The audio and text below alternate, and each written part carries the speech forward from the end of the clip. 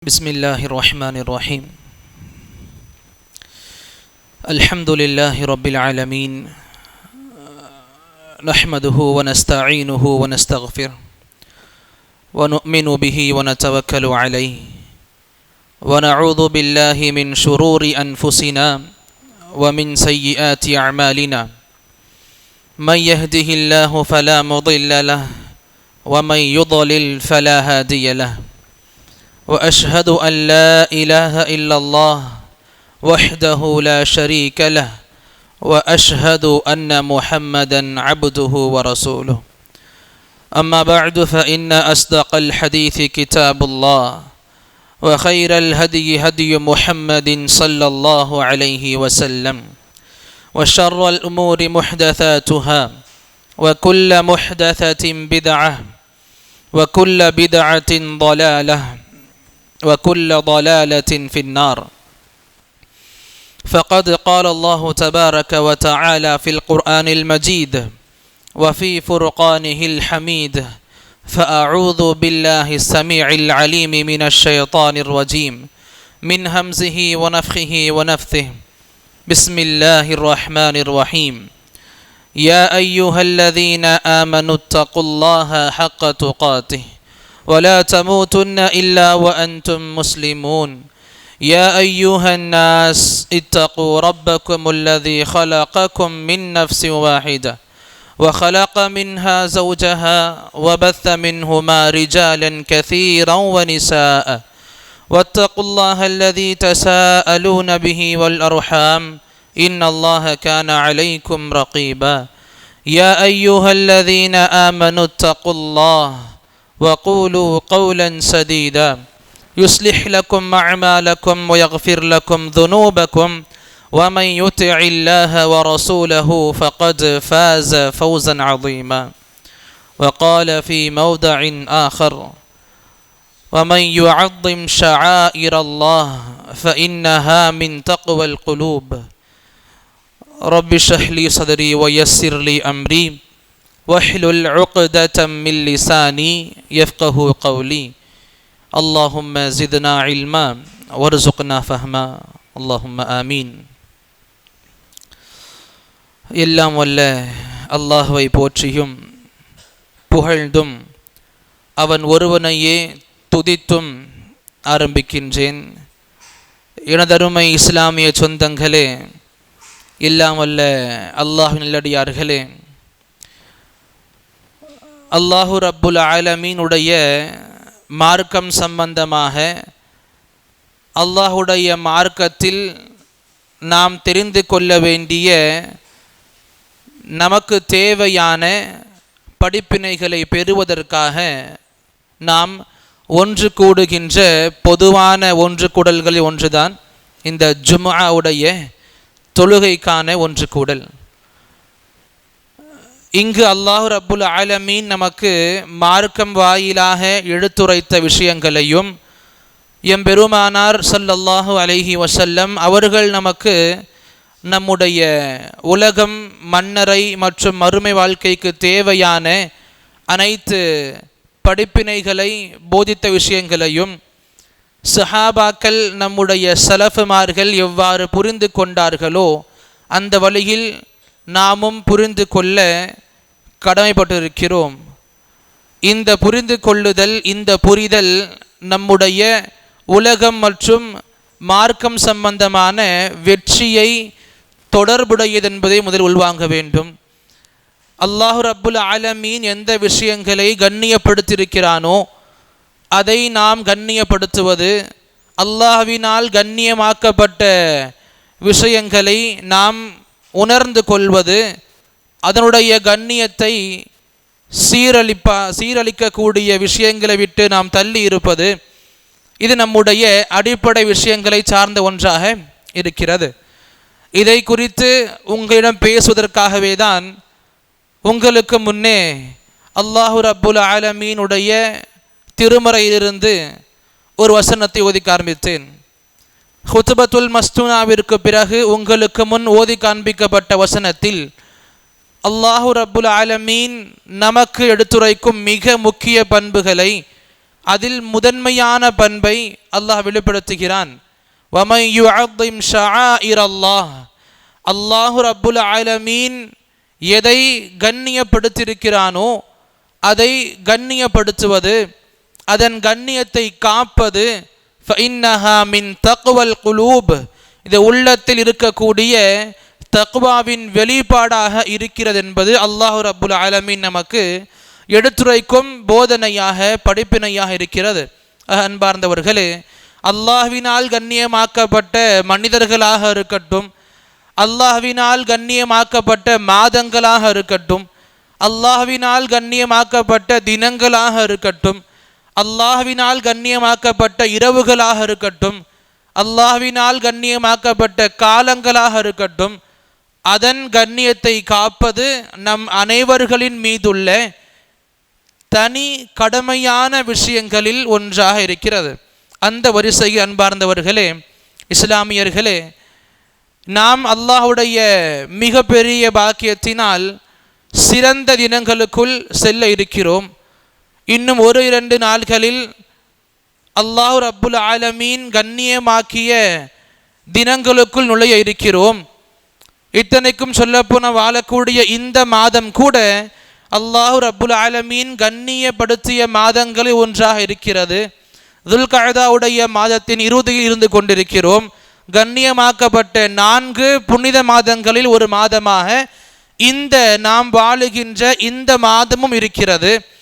இன்னும் இதை அடுத்து வரக்கூடிய மாதமாக துல்ஹிஜ்ஜா இருக்கிறது. இந்த மாதத்தின் கண்ணியத்தையும் அல்லாஹு ரப்புல் ஆலமீன் குர்ஆன் வசனங்கள் மூலமாக, இன்னும் நபி அவர்கள் ஸல்லல்லாஹு அலைஹி வஸல்லம் எண்ணற்ற ஹதீஸ்களின் மூலமாக, சஹாபாக்களின் ரிதுவானுல்லாஹி தஆலா அலைஹிம் அஜ்மஈன் அவர்களுடைய வாழ்க்கை சம்பவங்கள் மூலமாக நம்மால் இதன் கண்ணியத்தை அதிகமாக உணர முடியும். அன்பார்ந்தவர்களே, இந்த கண்ணியம் படுத்தப்பட்ட விஷயங்களில் நாம் கண்ணியம் காப்பது, இந்த கண்ணியப்படுத்த காலங்களில், கண்ணியப்படுத்தப்பட்ட நேரங்களில் நாம் நம்முடைய அமல்களை சீராக்கி கொள்வது ஒரு முஸ்லிமாக எனக்கும் சரி, உங்களுக்கும் சரி, கேட்கின்ற ஒவ்வொரு மனிதருக்கும் சரி மிக முக்கிய பண்பாக இருந்து கொண்டிருக்கிறது. அன்பார்ந்தவர்களே, இந்த நாம் நுழைய இருக்கக்கூடிய துல்ஹிஜ்ஜா மாதத்தின் ஆரம்ப 10 தினங்கள், ஆரம்ப 10 நாள்கள் அல்லாஹு ரப்புல் ஆலமீனுக்கு மிகவும் பிடித்த தினங்களாக இருக்கிறது. எந்த அளவுக்கு நபி அவர்கள் ஸல்லல்லாஹு அலைஹி வஸல்லம் அவர்கள் கூறுவார்கள், அஅதமுல் ஐயாம், வருடத்தின் தினங்களிலேயே மிகவும் அல்லாஹ்விற்கு பிடித்த தினங்களாக இருப்பது ஐயாமுல் அஷ்ர், இந்த வரக்கூடிய துல்ஹிஜ்ஜாவின் ஆரம்ப 10 தினங்கள். அல்லாஹ் ரப்புல் ஆலமீன் இந்த தினங்கள் சம்பந்தமாக பேசுகையில் சத்தியமிட்டு சொல்லுவான். அல்லாஹ் ரப்புல் ஆலமீன் எதன் மீதாவது சத்தியம் செய்கிறான் அப்படின்னா, அல்லாஹுடைய சத்தியம் எந்த படைப்புகள் மீது இருக்கிறதோ அந்த படைப்புகள் இருக்கக்கூடிய கண்ணியங்கள், அந்த படைப்புகள் மூலமாக நாம் உணரக்கூடிய சிறப்புகள் நிறைய இருக்குன்னு அர்த்தம். அல்லாஹ் சும்மா எதன் மீது சத்தியம் செய்ய மாட்டான். அல்லாஹ் எதன் மீதெல்லாம் சத்தியம் செய்கிறானோ அதற்கு நிறைய சிறப்புகளும் இருக்குது, நிறைய கண்ணியங்களும் இருக்கு. அந்த அடிப்படையில் சூரத்துல் ஃபஜ்ருடைய ஆரம்ப வசனங்களில் பார்க்கும் பொழுது அல்லாஹ் சத்தியமிட்டு சொல்லுவான், வலயாலின் அஷ்ர், 10 இரவுகள் மீது சத்தியமாக. இந்த 10 இரவுகள் என்றால் என்ன? முஃபஸ்ஸிர்களுக்கு மத்தியில் இருக்கக்கூடிய கருத்தொற்றுமையின் மூலமாக, இஜ்மா மூலமாக தெரிந்து கொள்ள முடியும். அந்த 10 இரவுகள் 10 தினங்கள் என்பது இந்த துல்ஹிஜ்ஜாவினுடைய ஆரம்ப 10 நாள்கள் தான். ஆக இந்த ஆரம்ப 10 நாள்கள் அல்லாஹ்வுக்கு ரொம்ப பிடிச்ச நாள்களாக, இந்த நாள்களில் செய்யப்படுகின்ற அமல்கள் அல்லாஹ்வுக்கு வேறு எந்த நாள்களிலும் செய்யப்படக்கூடிய அமல்களை விட ரொம்ப அதிகமாக பிடிக்கும். நபி சொன்ன ஹதீஸ் ஸல்லல்லாஹு அலைஹி வஸல்லம், நபி சொல்லி கொடுப்பாங்க, மாமின் ஐயாம் அல் அமலு ஸாலிஹு ஃபீஹா அஹப்பு இலல்லாஹ் மின் ஹாதிஹில் ஐயாமுல் அஷ்ர். அதாவது வேறு தினங்களில் செய்யப்படக்கூடிய அமல்களை காட்டிலும் இந்த 10 தினங்களில் செய்யக்கூடிய அமல்கள் அல்லாஹ்வுக்கு ரொம்ப அதிகமாக பிடிக்கும். எந்த தனியான குறிக்கப்பட்ட அமல்கள் நபி சொல்லி கொடுக்கல, நபி பொதுவாக சொன்னாங்க. உங்களால் முடிந்த எந்த நல்ல அமலா இருக்கட்டும் செய்யுங்க. நீங்க செய்யக்கூடிய அமல் இதுவாகத்தான் இருக்கணும், இதுவாகத்தான் இருக்கணும், இதுவாகத்தான் இருக்கணும்னு சொல்லி பட்டியலிட்டு நபி இது மட்டும் தான் பண்ணணும்னு சொல்லாம பொதுவாக நமக்கு திறந்து காட்டிட்டாங்க. நல்ல அமல்களாக உங்களுக்கு தோணுதா, எதுவா வேணா இருக்கட்டும். வெளி தினங்களை நீங்க கொடுக்கிற 5 ரூபாய் 10 ரூபாய் தர்மங்களாக இருக்கட்டும், இந்த தினங்கள்ல கொடுக்கும் பொழுது இந்த தினங்கள்ல கொடுக்கக்கூடிய இந்த 5-10 ரூபாய் தர்மம் அல்லாஹ்வுக்கு ரொம்ப பிடிக்கும்.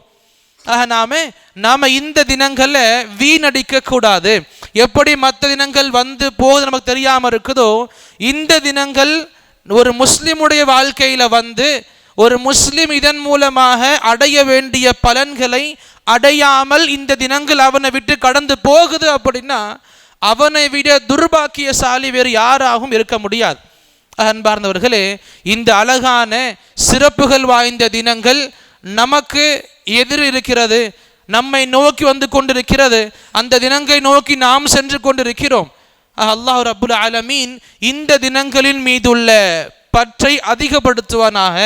இந்த தினங்களில் செய்ய வேண்டிய அமல்களில் ஆர்வங்களை அதிகப்படுத்துவானாக.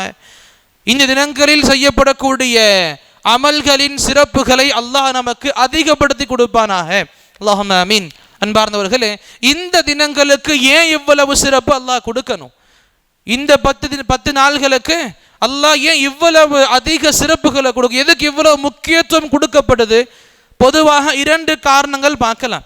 ஒன்று, அல்லாஹ்வுடைய விருப்பம். அல்லாஹ் தான் எல்லாத்தையும் படைத்தவன். அல்லாஹ் எதை நாடுகிறானோ செய்யக்கூடியவன். அல்லாஹ் எல்லாத்தையும் படைச்சவன் அல்லாஹ் தான் பொழுது அவனுக்கு தெரியும் அவனுடைய விருப்பப்படி எதை நாடுகிறானோ அது செய்வான்.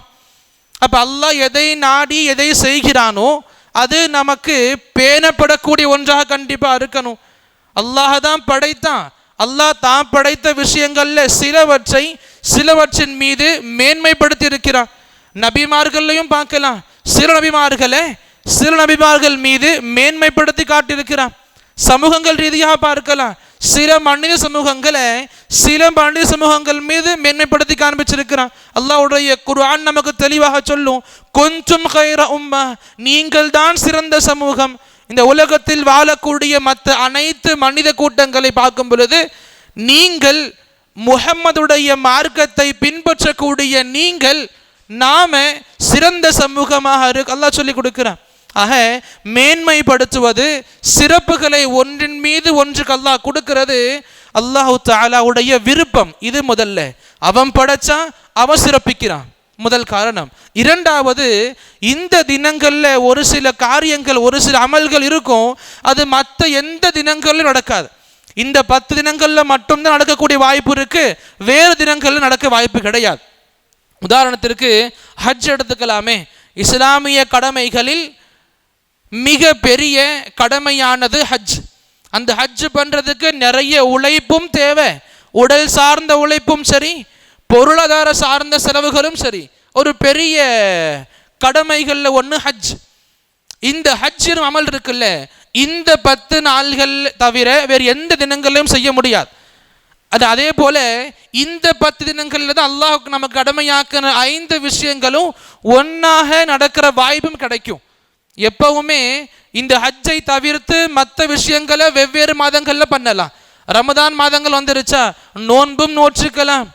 நமக்கு அந்த ஜகாத்துடைய லிஸ்ட் எடுத்து பார்க்கும்போது ஒரு வருஷம் முழுமையாகுதான், ஜகாத்தும் கொடுக்கணும்.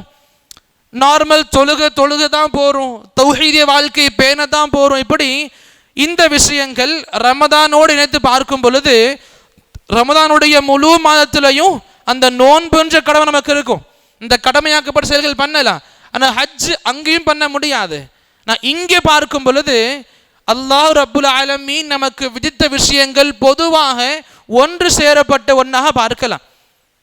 தௌஹீத வாழ்க்கை வாழதான் போறோம், அல்ஹம்துலில்லாஹ், இன்ஷா அல்லாஹ் சும்ம இன்ஷா அல்லாஹ்.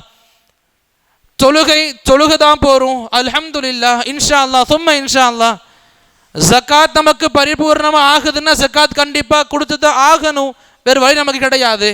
ரமதான்ல விடுபட்ட நோன்பு ஏதாச்சும் இருந்தா இந்த தினங்கள்ல வைக்கவும் செஞ்சுக்கலாம். நமக்கு இதுலையும் சிறப்பு நமக்கு இருக்குது. அண்ட் ஹஜ் நம்ம இந்த தினங்கள்ல மட்டுமே செய்ய வேண்டிய மிக சிறப்பு மிகுந்த தினங்களாக இந்த தினம் அமைகிறதுக்கு ஹஜ் மிகப்பெரிய வழிகாட்டலா இருக்கு. ஹஜ் எனும் அமலுக்கு நபி சொன்ன விஷயங்கள் சிறப்பு ஏராளம். அதை பற்றி பேச நமக்கு நேரங்கள் பத்தாது. ஹஜ்ஜுக்கு அவ்வளவு சிறப்புகள் இருக்கு. ஹாஜிகளுடைய தல்பியாக்கள் இருக்குல்ல, லப்பைக் அல்லாஹும்ம லப்பைக் சொல்லுவாங்கல்ல, இந்த தல்பியாவுக்கு நபி சொன்ன ஹதீஸ் நமக்கு சான்றா இருக்குது. நபி சொல்லி கொடுப்பாங்க, ஹாஜிகள் தல்பியா சொல்லும் பொழுது அந்த தல்பியாவை கேட்கக்கூடிய ஒவ்வொரு படைப்பும் அல்லாஹ்வை திக்ர் பண்ணும். கல்லும் சரி, மண்ணும் சரி, மரமும் சரி, செடியும் சரி, ஹாஜிகளுடைய தல்பியாக்கள் கேட்கிற ஒவ்வொரு படைப்பும் அல்லாஹ்வை துதிக்கும், அல்லாஹ்வை திக்ர் பண்ணும். சுப்ஹான் அல்லாஹ். இது இந்த ஹஜ்ஜுடைய காலகட்டத்தில் ஹாஜிகளின் குரலுக்கு அல்லாஹ் கொடுக்கிற சிறப்பு இருக்கு. அப்படின்னா இந்த ஹஜ்ஜுக்கு எவ்வளவு சிறப்பு இருக்கும். சுப்ஹான் அல்லாஹ். அன்பார்ந்தவர்களே, ஹஜ் எனும் பிரதானமான அமல் இந்த தினங்களில் மட்டும்தான் நடைபெற முடியும். இது ஒன்று. அடுத்து இந்த ஹஜ் விடுபட்டு போச்சு அப்படின்னா, இப்போ ரமதானிய நோன்பு விடுபட்டு போன பிறகு எப்போ வேணா வச்சுக்கலாம், பிறகு வரக்கூடிய ஆண்டுகள் இருக்கு. ஆனால் ஹஜ் விடுபட்டு போச்சு அப்படின்னா மறுபடியும் ஹஜ் நீங்கள் பண்ணுறதுக்கு ஒரு ஆண்டு காலம் வெயிட் பண்ணி தான் ஆகணும். நடுவில் உள்ள எந்த தினங்கள்லையும் உம்ரா பண்ண போகிற மாதிரி ஹஜ் பண்ணிட முடியாது. ஆக ஹஜ் என்பது குறிக்கப்பட்ட இந்த தினங்களில் மட்டும்தான் அல்லாஹ் கடமையாக நமக்கு விதிச்சிருக்கான். ஆக ஹஜ் பண்ணுறதுக்கான வசதிகள் யாருக்கு அல்லாஹ் கொடுத்துருக்கிறானோ கால தாமதப்படுத்தாம உடனே ஹஜ்ஜை நாம் நிறைவேற்றி ஆகணும். நிறைய மக்கள் பார்க்கலாம், அவங்களுக்கு தேவையான காசு கிடைச்சிருக்கும், தேவையான காசு இருந்திருக்கும், வீட்டை கட்டிக்கலாம், இல்லை பிள்ளையுடைய படிப்பு செலவுக்காக பயன்படுத்திக்கலாம், நிக்காக வருது நிக்காக பயன்படுத்திக்கலாம். இப்படி தன்னுடைய செல்வத்தை இதில் விரயம் செய்வாங்க. ஆனால் இதை புரிஞ்சிக்க மாட்டாங்க. ஹஜ் என்னும் கடமை நமக்கு இருக்குது, என்னுடைய சொந்த பணமாக இவ்வளவு இருக்குது அப்படின்னா இந்த படிப்பு செலவுக்காகவோ நிக்காக திருமண செலவுக்காகவோ இல்லை வீடு கட்டக்கூடிய இதர செலவுகளுக்காகவோ நீங்கள் செலவு பண்ணி ஹஜ் பண்ணாமல் போய் உங்கள் வருங்காலங்கள் இந்த காசு பணம் உங்ககிட்ட சேராமல் போனாலும் அல்லாஹ் கிட்ட கண்டிப்பாக கேள்வி இருக்கும், உனக்கு நான் கொடுத்தனா இல்லையா செல்வத்தை. ஹஜ் பண்ணாம கடமையாக்கப்பட்ட இந்த அமலை பண்ணாம இந்த அமலை பண்றதுக்கான ஏற்பாடுகள் முயற்சிகள்ல கூட இறங்காம இந்த விஷயங்களுக்கு செலவு பண்றது அல்லாஹ் தாலா கண்டிப்பா கேட்பானா இல்லையா. அல்லாஹ் கொடுத்த செல்வங்களுக்கான கேள்விகள் கண்டிப்பாக இருக்கும். அன்பார்ந்தவர்களே, இன்னைக்கு பொதுவாக பார்க்க முடியும், இந்த ஹஜ் என்ற அமலை மக்கள் வயதான சமயத்தில் பண்ணக்கூடிய அமலாக பார்ப்பாங்க. ஹஜ்ஜா 40 வயசு கடந்து போகட்டும், அதற்கு பிறகு ஹஜ்ஜுக்காக கிளம்பிக்கலாம். தௌபா விஷயங்களும் சேம் தான். பாவ மன்னிப்புகள் செய்யுங்க, ஏதாச்சும் நல்ல அமல்களில் ஈடுபடுங்க, தொழுக வாங்க, பள்ளியோடு நினைச்சு போங்க அப்படின்னா வாலிபத்தில் எவ்வளவுதான் கத்துனாலும் நிறைய மக்கள் கேட்க மாட்டாங்க. எப்போ அவங்களுக்கு முடியாமல் போகுதோ அவங்களுடைய கால் தானாக நடந்து வரும் பள்ளிகளுக்கு. ஆக ஹஜ் என்பது உண்மையிலேயே ஹஜ்ஜுடைய அமலை பார்க்கும் பொழுது வாலிபம் ரொம்ப தேவையான ஒன்றாக இருக்கும். வாலிபத்தில் ஹஜ் பண்ணுறது நம்முடைய சந்தோஷத்தை கொடுக்கும், சுகங்களை கொடுக்கும். ஹஜ்ஜில் செய்யக்கூடிய ஒவ்வொரு செயல்களுக்கும் நம்முடைய வாலிபம் மிக சிறந்த எடுத்துக்காட்டாக இருக்கும். ஆக யாருக்கு அல்லாஹ் ரப்புல் ஆலமீன் செல்வங்களை கொடுத்திருக்கிறானோ கால தாமதப்படுத்தாம ஷைத்தான் விரித்த வலைகளில் மாட்டிக்காம உடனே ஹஜ் பண்ணக்கூடிய ஏற்பாடுகளில் ஈடுபடுங்க. இன்ஷா அல்லாஹ் இந்த வருடம் முடியலையா, அடுத்த வருடமுடைய ஹஜ்ஜுடைய காலத்தில் கண்டிப்பாக நான் போவேன், இதற்காகவே என்னுடைய அல்லாஹ் கொடுத்த பணத்தை செலவு பண்ணுவேன், இதற்கு பிறகு அல்லாஹ் எனக்கு கொடுப்பான், அப்போ வெவ்வேறு காரியங்களுக்கு செலவு பண்ணிக்கிறேன் நியத்து முதல்ல கொள்வோம். இன்ஷா அல்லாஹ் அல்லாஹ் நமக்கு இந்த நியத்துக்கான முயற்சிகளில் ஈடுபடும் பொழுது முடிவுகள் சிறந்த முறையாக ஆக்கி கொடுப்பான் கண்டிப்பாக. அன்பார்ந்தவர்களே, இது ஹஜ் மிக பிரதானமான அமலாக பார்க்க முடியும். இன்னொன்று கொஞ்சம் கவனிக்கும் போது அரஃபான்ற ஒரு தினம் இருக்கும் இந்த 10 நாள்ல. இந்த அரஃபான்ற தினம் இருக்கிய சுப்ஹான் அல்லாஹ், இந்த அரஃபான்ற தினத்துக்கு எண்ணற்ற சிறப்புகள் இருக்கு. எப்படி நிறைய சிறப்புகள் வரிசையாக சொல்லிக்கிட்டே போகலாம். இந்த அரஃபான்ற ஒரு நாளுக்கு ஒரு சில விஷயங்களை உங்களுக்கு முன்ன சொல்லணும் அப்படின்னா, நமக்கு தெரிஞ்ச ஒன்று, நபி அவர்கள் பொதுவாக சொல்லுவாங்க, அல் ஹஜ்ஜு அரஃபா. ஹஜ் அப்படின்னாலே அரஃபால நீங்க தங்கக்கூடிய அந்த அம்சம் தான் மிக முக்கியமான அம்சம். ஹஜ்ஜில் அரஃபாவுடைய உகூஃப் தான். அரஃபால இருக்கக்கூடிய அந்த சமயம் தான் உங்களுக்கு ஹஜ் என்ற பிரதானமான சிறப்பை கொடுக்கும். ஹஜ் நீங்க பண்ண மக்களாக கருதப்படணுமா, அரஃபாவை நீங்க மிஸ் பண்ணாம பண்ணணும். மற்ற விஷயங்கள் உங்களுக்கு மிஸ் ஆகுது அப்படின்னா, முன்ன பின்ன ஆகுது அப்படின்னா, அதற்கான பரிகாரங்கள் இஸ்லாம் சொல்லும். மற்ற விஷயங்கள் தவறி போகும் பொழுது அதற்கான பரிகாரங்கள் இஸ்லாம் நமக்கு கொடுக்கும். ஆனால் யாருடைய ஹஜ்ஜில் அரஃபா மிஸ் ஆகுதோ அவங்க ஹஜ்ஜாக கணக்கிடப்படாது. அதுக்கு பரிகாரமும் கிடையாது. அது வேறு நாள்களில் பண்ண முடியும்னு கிடையாது. அந்த 9வது தில்ஹிஜ்ஜால அரஃபால உக்கூஃப் இல்லைன்னா அந்த ஹாஜிகள் பணத்தை செலவு பண்ணி போனதும் உடல் உழைப்புகளை முழுமையாக போட்டதும் அவங்களுக்கு அங்க பலன் கொடுக்காது. ஏன்? அல் ஹஜ்ஜு அரஃபா, ஹஜ் என்பது அரஃபால தங்கக்கூடிய அந்த செயலுக்கு சொல்லப்படக்கூடிய பெயராக இருக்கு. அவ்வளவு மிக முக்கியமான அம்சமாக அரஃபாவுடைய உக்கூஃப் இருக்குன்னு புரிஞ்சுக்கணும். இது ஒன்று. இன்னொன்று, சுப்ஹானல்லாஹ், இந்த அரஃபாவுடைய தினத்தை பற்றி பார்க்கும் பொழுது, ஹதீஸ்களை பார்க்கும் பொழுது நமக்கு இதுவும் காண கிடைக்கும். நமக்கு எல்லாம் தெரிஞ்ச விஷயங்கள் ஒன்று இருக்கும்.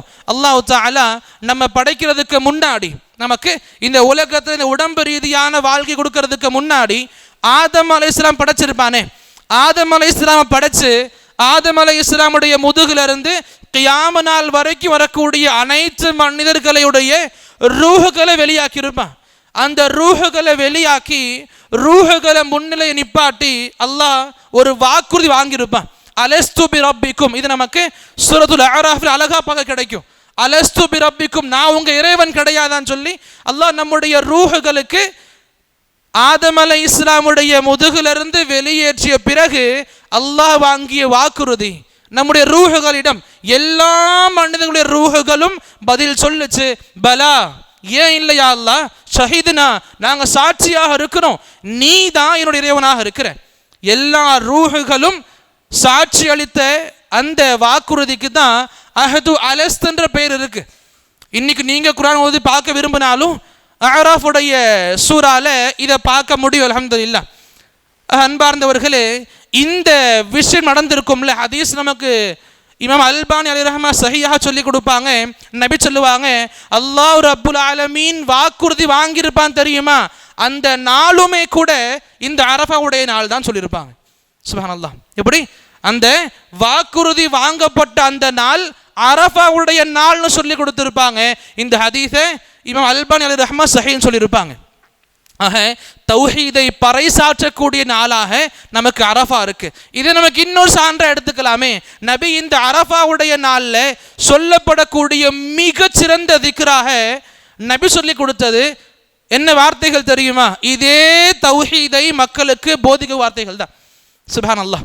நபி சொல்லுவாங்க, அஃதலு மா குல்து அன வன் நபியூன மின் கப்லி, நானும் சரி எனக்கு முன்ன வந்த நபிமார்களும் சரி, அஷியத் அரஃபா, இந்த அரஃபாவுடைய தினத்தில் சொன்ன திக்ருகளிலேயே மிகச்சிறந்த திக்ரானது லா இலாஹ இல்லல்லாஹ் வஹ்தஹு லா ஷரீக லஹ் லஹுல் முல்க் வ லஹுல் ஹம்த் வ ஹுவ அலா குல்லி ஷைஇன் கதீர்.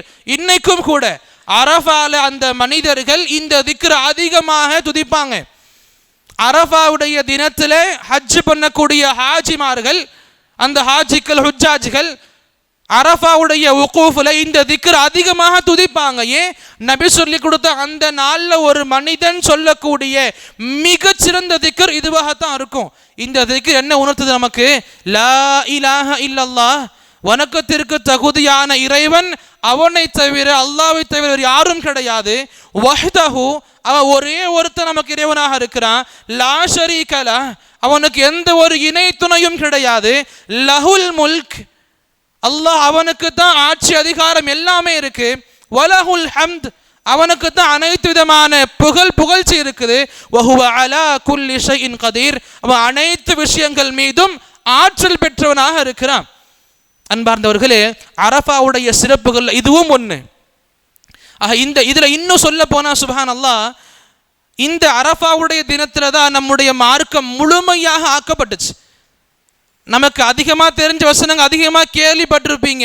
நினைவூட்டலாக சொல்லிக்கொள்ள விரும்புவேன். அல்லாஹ் குர்ஆன் அழகா சொல்லுவான், அல் யௌம், இன்னைக்கு அரஃபாவுடைய நாளில் சொல்லுவான், அல் யௌம், இன்னைக்கு இருக்குல்ல, அக்மல்து லக்கும் தீனக்கும், உங்க மார்க்கத்தை நான் முழுமையாக ஆக்கிட்டேன். அப்ப நம்முடைய மார்க்கம் முழுமையான நாளும் கூட அரஃபாவுடைய நாள் தான். இந்த செய்திகள் மக்களுக்கு எடுத்துரைக்கும் பொழுது உமர் ரலியல்லாஹு அன்ஹுடைய காலகட்டத்தில் ஒரு யஹூதி நேரடியாக உமர் கிட்ட வந்து கேட்டாங்க, அமீருல் அரசரே, உங்க வேதத்தில் ஒரு வசனம் இருக்கு, அந்த வசனம் எங்களுடைய தௌராத்தில் இறக்கப்பட்டிருந்தா என்னைக்கு இறக்கப்பட்டிருக்குமோ அந்த நாளை நாங்கள் ஈதாக கொண்டாடி இருப்போம், ஒரு பெருநாளாக கொண்டாடி இருப்போம். உடனே கேட்டாங்க உமர் ரலியல்லாஹு அன்ஹு, என்ன வசனம் அது? இந்த வசனத்துக்கு ஆரம்பிச்சாங்க, அல்யோ மக்மல்து லக்கும் தீனக்கும், இந்த வசனம் இருக்குல்ல, இதுதான் அரசரே. உமர் சொன்னாங்க ரலியல்லாஹு அன்ஹு, இந்த வசனம் எப்ப எங்க இறங்குச்சு நல்ல ஞாபகம் இருக்கு. நாங்கள் எல்லாம் அரஃபால இருந்தோம். அந்த அரஃபால இருக்கக்கூடிய அந்த சமயத்தில் நபி அவர்கள் மீது இறக்கப்பட்ட வசனம் இது. ஆக இந்த அரஃபாவுடைய நாளில் நம்முடைய மார்க்கம் முழுமையாக ஆக்கப்பட்டுச்சுன்றது நம்முடைய வரலாறு. சுப்ஹான் அல்லாஹ். அப்போ இந்த விஷயம் இவ்வளவு அதிகமாக இருக்க இந்த அரஃபாவுடைய நேரத்தில் இருந்து துவாக்கள் செய்வாங்க தெரியுமா? நான் எதற்காக வாலிபம் ரொம்ப தேவைன்னு சொன்னேன்னா இதுவும் ஒன்று. அரஃபால துவா செய்யும் பொழுது அரஃபாவுடைய அமல் சும்மா சொல்லி மட்டும் முடிச்சுக்கிற சிம்பிளா 12 மணி அந்த லுஹர் டைம் இருக்குமா, ஆரம்ப நேரத்தில் லுஹரும் தொழுதுருவாங்க, அந்த ஹாஜிகள் அசரையும் தொழுதுருவாங்க, ஜமா பண்ணிப்பாங்க. அந்த தொழுகை முடிஞ்சதுல இருந்து சாயங்காலம் மக்ரிப் வரைக்கும் அசர் முடிகிற வரைக்கும் துவாக்கள்ல ஈடுபடுவாங்க. சுன்னா என்ன? நின்று கிபிலாவை முன்னோக்கி துவா பண்றது சுன்னா, நபி வலியுறுத்திய சுன்னா. ஆக இந்த வயதானவர்கள் ஹஜ் பண்ண போகும் பொழுது எவ்வளவு நேரம் நிற்க முடியும்? கேள்வி இருக்குல்ல. எவ்வளவு அவங்களுக்கு உடம்பு இருக்கு, பலவீனம் இருக்கும், எவ்வளவு நிற்பாங்க அவங்களும் பாவம். வாலிபம் இருந்தா சுப்ஹான் அல்லாஹ், வாலிப காலத்தில் ஹஜ் பண்ணக்கூடிய மனிதர்களுக்கு இந்த சிறப்பும் கிடைக்கும். சுப்ஹான் அல்லாஹ். இந்த அரஃபால முழுமையாக நின்று வணங்கக்கூடிய, நின்று திக்ர்கள் துவாக்கள்ல ஈடுபடக்கூடிய சிறப்பு கண்டிப்பாக கிடைக்கும் இன்ஷா அல்லாஹ் கண்டிப்பா. ஆக இந்த ஹஜ்ஜை மறுபடியும் உங்களுக்கு நினைவூட்டல சொல்லிப்பேன். வாலிப காலத்தில் நமக்கு பண்ணக்கூடிய செல்வங்கள் கிடைச்சதுன்னா கண்டிப்பாக ஹஜ்ஜுக்கு முக்கியத்துவங்கள் அதிகமாக கொடுங்க. இது ஒன்று. அரஃபா பற்றி சொல்லும் பொழுது சுப்ஹான் அல்லாஹ், நபி சொன்ன இன்னும் ஹதீஸ் நமக்கு முன்ன ஞாபகம் வருது.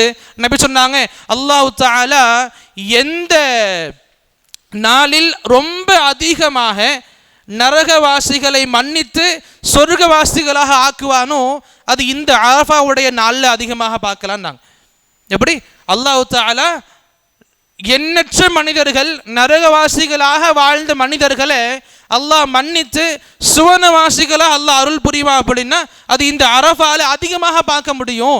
என்ன அர்த்தம்? அரஃபாவை தாண்டிய வேறு தினங்கள்ல அல்லாஹ் தஆலா இந்த அளவுக்கு ஒரு மனித கூட்டத்தை மன்னிச்சு சொர்க்கவாசி அமைக்கக்கூடிய தினமாக பார்க்க முடியாது. எவ்வளவு பெரிய சிறப்புகள் வாய்ந்த இரவுகளாக இருக்கட்டும், ரமதானிய இரவுகளாக இருக்கட்டும், இந்த அரஃபாவுடைய தினத்தில் அல்லாஹ் ரப்புல் ஆலமீன் கொடுக்கக்கூடிய இந்த சிறப்பு வெளி தினங்களில் கிடைக்கான்னு சொல்லி கொடுப்பாங்க.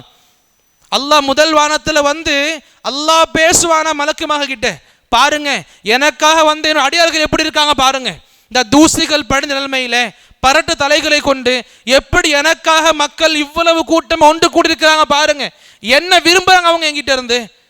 அல்லாஹ் தஆலா அவங்கள பற்றி மலக்குகளிடம் பேசி அவங்களுடைய அமல்களை அங்கீகரித்து அவங்க பாவங்களை அப்படியே மன்னிச்சு நேரடியாக சொர்க்கவாசிகளாக இருக்கக்கூடிய வாய்ப்புகளை அல்லாஹ் கொடுக்குறான். இது அரஃபால் அல்லாஹ் கொடுக்குற மிகச்சிறந்த சிறப்பு. இன்னும் அரஃபாவுக்கு நிறைய சிறப்புகள் இருக்கு. அரஃபாவு எப்படி யௌமுல் அரஃபா இந்த 10 நாளில் வருதோ அதே போல யௌமுன் நஹர், அந்த 10வது ஸில்ஹிஜ்ஜா நம்ம ஈது கொண்டாடுறோம் தெரியுமா, அந்த யௌமுன் நஹர் இந்த 10 நாளில் வரும்.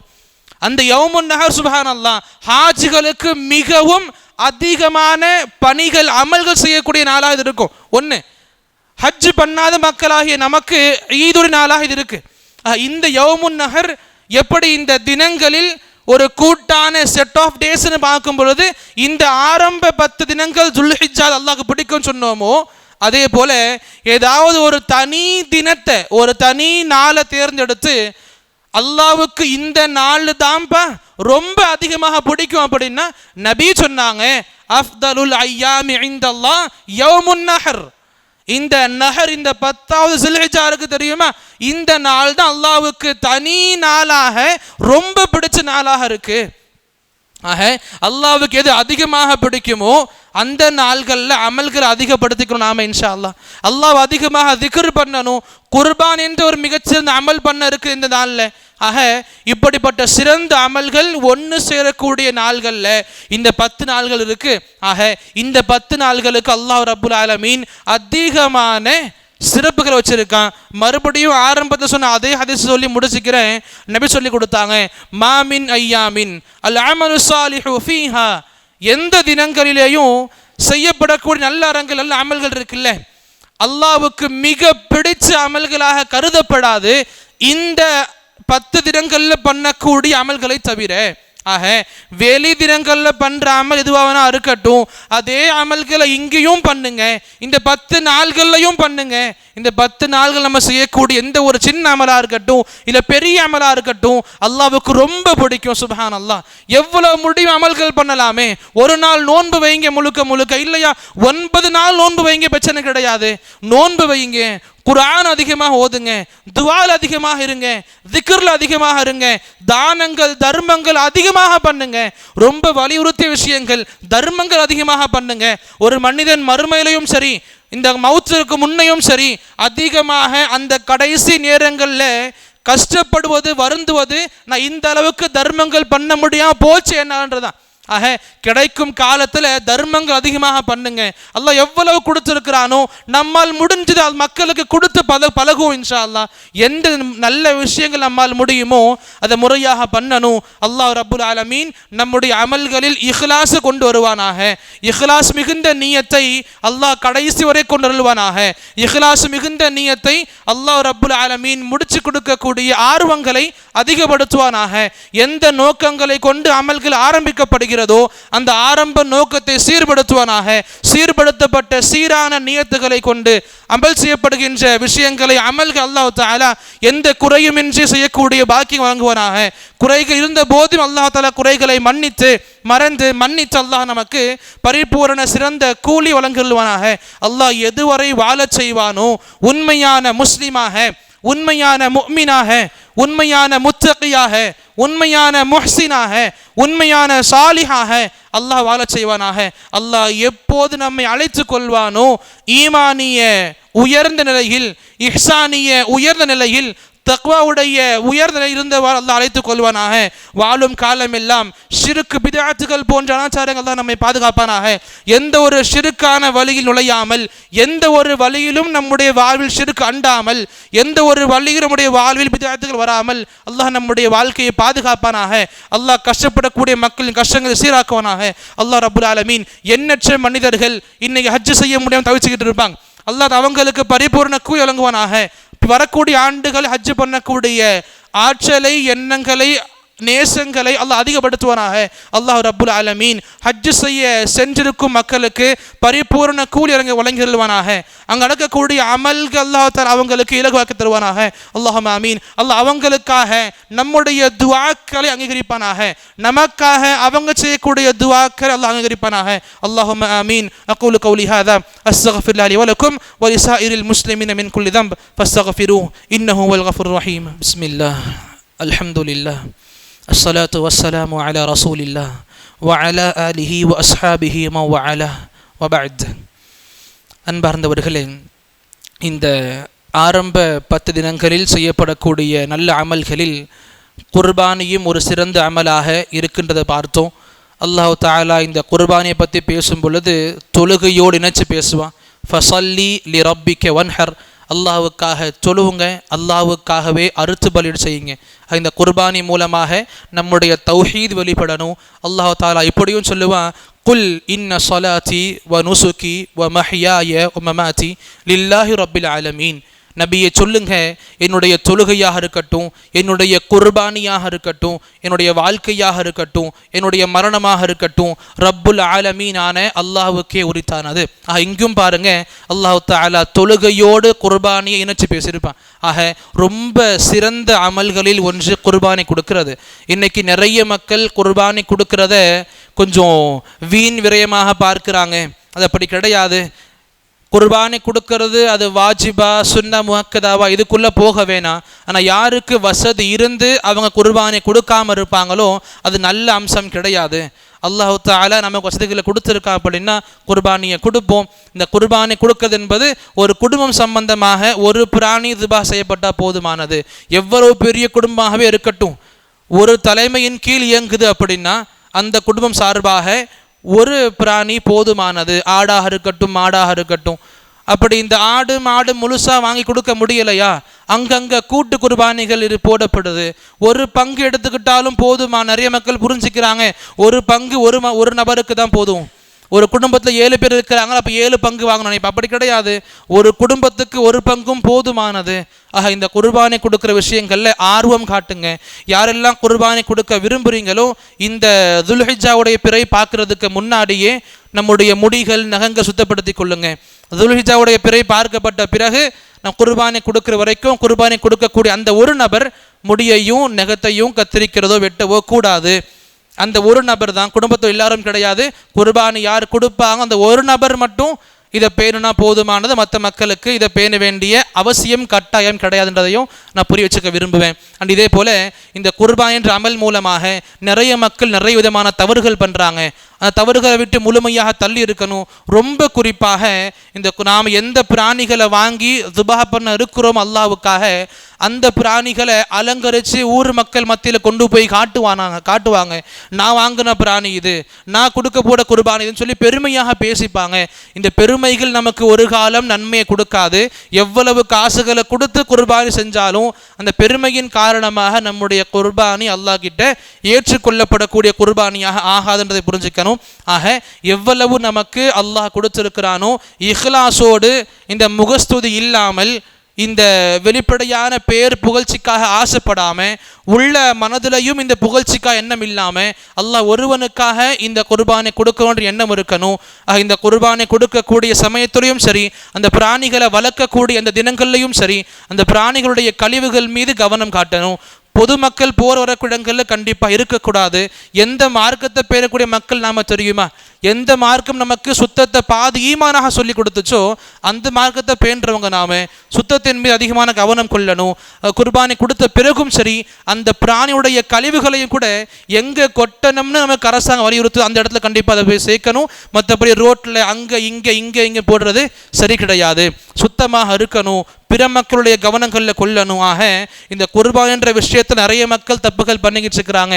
எல்லா விஷயங்களையும் கேட்டு தெரிஞ்சு புரிஞ்சு ஒரு உண்மையான அழகான முஸ்லீமாக வாழ்க்கை கொண்டு போகணும். அல்லாஹ் தஆலா நம்ம செய்யக்கூடிய எந்த ஒரு அமலாக இருக்கட்டும் அதன் மூலம் நம்முடைய இஸ்லாம் வெளிப்படுத்துவானாக, நம்முடைய தௌஹீதை வெளிப்படுத்துவானாக, நம்முடைய செயல்களை பார்த்து பிற மக்கள் இஸ்லாமை கவரக்கூடிய வாய்ப்புகளை அல்லாஹ் தஆலா ஏற்படுத்தி வழங்குவானாக. அல்லாஹும்ம ஆமீன். அதே போன்று அன்பார்ந்தவர்களே, வெள்ளிக்கிழமையாக இருக்குது. அல்லாஹ்வை அதிகமாக திக்ர் பண்ணக்கூடிய தினமாக இருக்குது. அல்லாஹ்வை அதிகமாக திக்ர் பண்ணுவோம், அல்லாஹ்வை அதிகமாக துதிப்போம். அதே போல் அல்லாஹ்வை திக்ர் பண்ணக்கூடிய தினங்கள் வர இருக்குது. அந்த துல்ஹிஜ்ஜாவுடைய பிறை பார்த்ததிலிருந்து அல்லாஹ்வை அதிகமாக திக்ர் பண்ணலாம். சஹாபாக்கள் மார்க்கெட்டில் போய் திக்ருக்காக வேண்டியே போவாங்க. மார்க்கெட்டில் அல்லாஹ் அக்பர் அல்லாஹ் அக்பர் லா இலாஹா இல்லல்லாஹ் அல்லாஹ் அக்பர் திக்ர்கள் தக்பீர்களுக்காக வேண்டிய மார்க்கெட்டில் சுற்றுவாங்க. கேட்குற மக்கள் சத்தமாக மார்க்கெட் துவா திக்ரை தக்பீர் பண்ணணும்னு சொல்லி. ஆக திக்ருக்கு அதிகமாக பண்ணுவோம். குறிப்பாக வெள்ளிக்கிழமை அதிகமான திக்ர் பண்ணுவோம் இன்ஷா அல்லாஹ். பிறகு நபியின் மீது ஸலவாத்தையும் சலாமையும் எத்தி வைக்கக்கூடிய சிறந்த நாளாக வெள்ளிக்கிழமை இருக்குது. நபியின் மீது அதிகமான ஸலவாத்தையும் சலாமை எத்தி வைக்கணும். அல்லாஹ் ரப்புல் ஆலமீன் இப்படிப்பட்ட வார்த்தை சார்ந்த விஷயங்களை அமல்களையும் முழுமையாக செய்யக்கூடிய மக்களாக அல்லாஹ் நம் அனைவரையும் ஆக்கியுருள்வானாக. அல்லாஹும்ம ஆமீன்.